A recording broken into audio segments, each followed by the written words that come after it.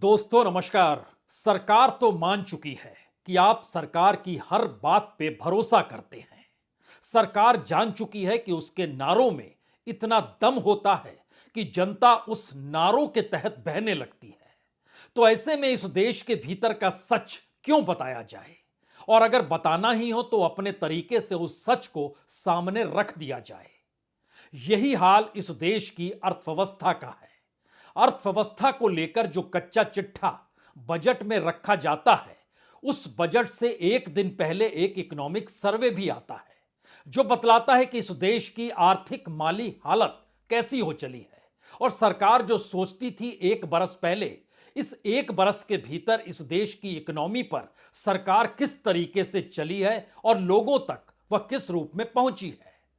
लेकिन सरकार तो मान चुकी है कि आपको सरकार पे इतना भरोसा है कि अब उसे कुछ भी बताने की जरूरत नहीं है। तो आज अंतरिम बजट, चूंकि यह देश चुनाव में जा रहा है और फुल एंड फाइनल बजट अब जुलाई के महीने में आएगा, तो उससे पहले जो बजट दिया जाता है उसके जरिए यह मान लिया जाता है कि फिर भी सरकार का क्या दृष्टिकोण है और बीते एक बरस में इस बजट को लेकर जो कच्चा चिट्ठा सामने रखा गया था उसको लेकर कहां तक पहुंचे हैं। लेकिन जब कुछ भी बताने की जरूरत ही ना हो तो सिवाय एक घंटे तक एक ऐसा भाषण दे डालिए जो बताए कि भारत विकसित राष्ट्र होने वाला है, भारत की इकोनॉमी दुगनी हो जाएगी और दुनिया के मानचित्र पर भारत सबसे बड़े बाजार के तौर पर होगा।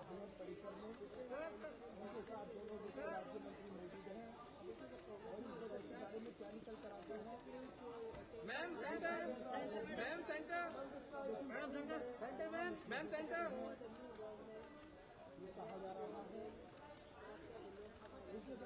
उसके भीतर के सच को मत जानिए कि इस देश के भीतर में प्रति व्यक्ति आय कितनी है। इस सच को ना जानिए कि इस देश के भीतर में शिक्षा का कोई इंफ्रास्ट्रक्चर बचा है या नहीं बचा है। यह भी मत जानिए कि इस देश के अस्पतालों का क्या हाल है और इस देश के भीतर में इलाज कराना कितना मुश्किल है। यह भी मत जानिए कि किसानों को अन्न उपजाने में जो लागत मूल्य लगता है वह भी वापस मिल पाता है या नहीं मिल पाता है। यह भी मत जानिए कि जिन लोगों को प्रधानमंत्री आवास योजना के तहत घर मिले, उसमें से उन घरों की कितनी हालत खस्ता है या कितनों को घर मिले, इसका कोई डाटा मत रखिए। यह भी मत बताइए कि इस देश के भीतर में गरीबों का मतलब होता क्या है। आप अपने तरीके से हर चीज को कैसे एक के बाद एक रखते चले जाते हैं और आंकड़ों के लिहाज से एक अलग अलग क्षेत्र को चुनते हैं और बताते हैं कि देखिए सब कुछ ठीक ठाक है। लेकिन इस ठीक ठाक के भीतर आपकी खामोशी इस देश के बेरोजगारी को लेकर रहेगी। महंगाई को कैसे काबू में लाया जाए आप कुछ नहीं कहेंगे।